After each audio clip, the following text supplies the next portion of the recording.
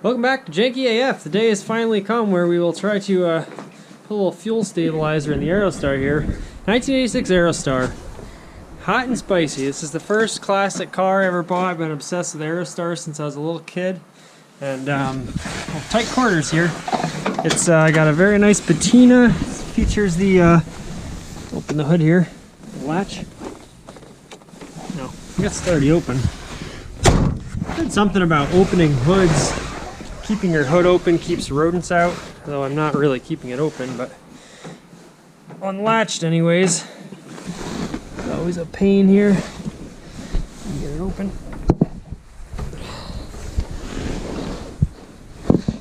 There she goes. And now I know you can't see real good in here, but get some light in there.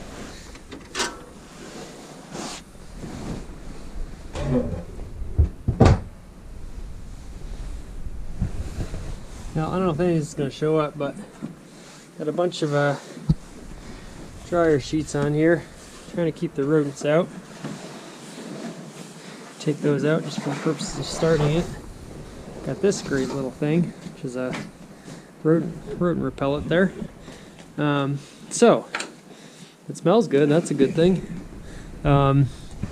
This thing really needs a solid going over. I've basically done nothing. When I first bought it, long story, but transmission blew out in South Carolina while I was on a bridge stuck in a median and couldn't pull over the side of the road.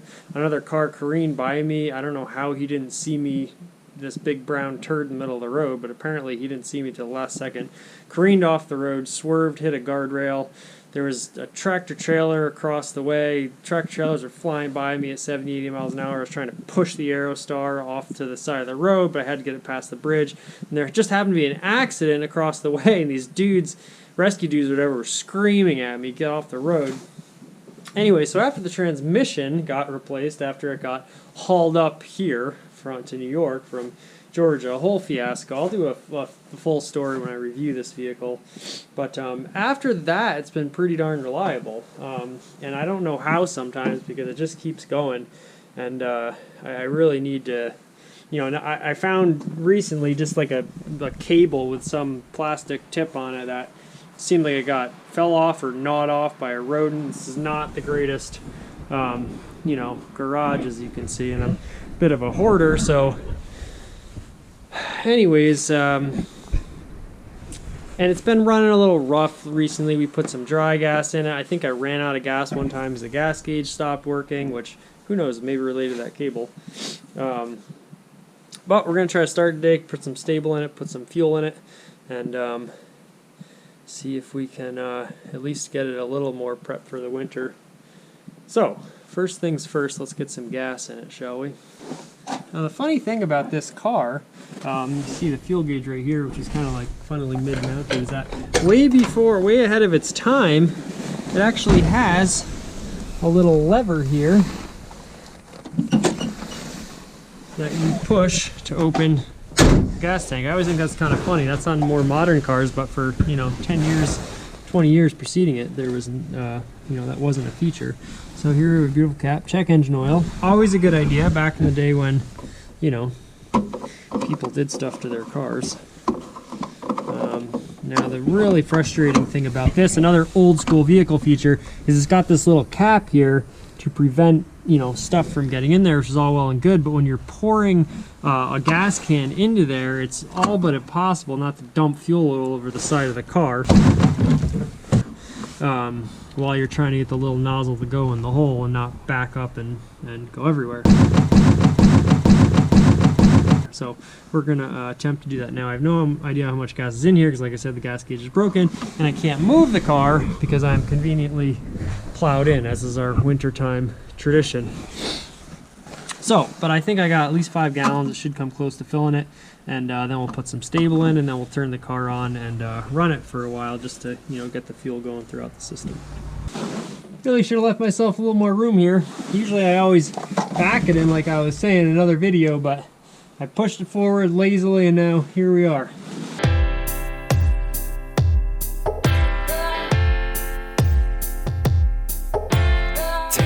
You wouldn't paid, but he ain't petty. Took his Ford and drove it right out the levee. Aerostar, rear-wheel drive, 5.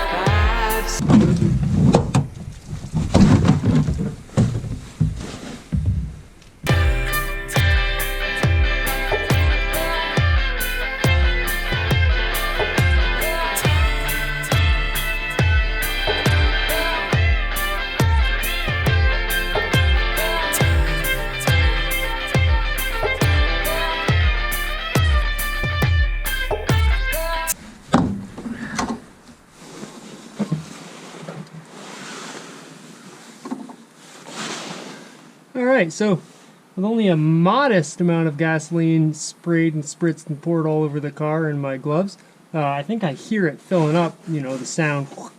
So I think it's pretty close to full. We're going to wipe all this gasoline out of here and put the stable in and then try to fire her up, see how she goes.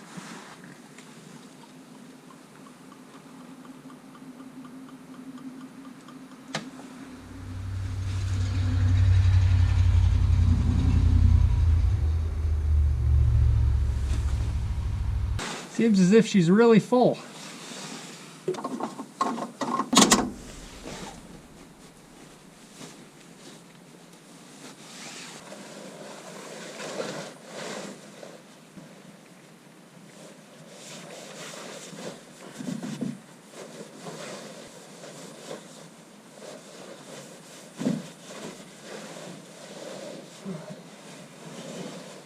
All right, I'll climb in.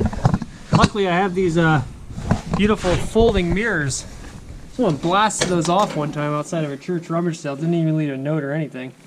That was kind of lame, but luckily I found one online. Alright, so here we go. This beautiful 5-speed, you can't see it at all, Mazda transmission. Alright, the key right here. Moment of truth. It's got nothing. Not even close. Which sucks. But it's completely my fault.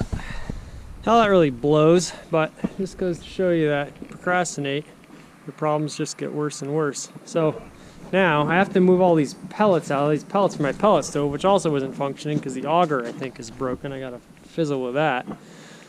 So one thing on top of another, they all just stack up, you know. They say the worst thing you can do to cars is not drive them. It's so true, because now I gotta, you know, get all these bags out of here, move these tires from my old Accord. You know, the bad thing about being a hoarder is you get a reputation that people just give you shit, you know, pardon my French. Now I got the stupid bike that someone gave me, if anyone wants a free old Schwinn bike. And then, you know, all this other crap I got out of here. So we gotta get this stuff out. And then maybe I can get a jumper pack from somebody. That'd be best case scenario. And just go in there, jump the car. I do have pretty long jumper cables. So even if I can nudge in here a little bit, maybe we can get it jumped. But I have the Buick right now, so I don't have the Transit. So I don't know if I'm gonna how many bags I'm gonna move today. So it might be a project for another day. So stay tuned as we try to get the Aerostar started. You gotta love when a car brags about fuel injection. Electronic fuel injection nonetheless.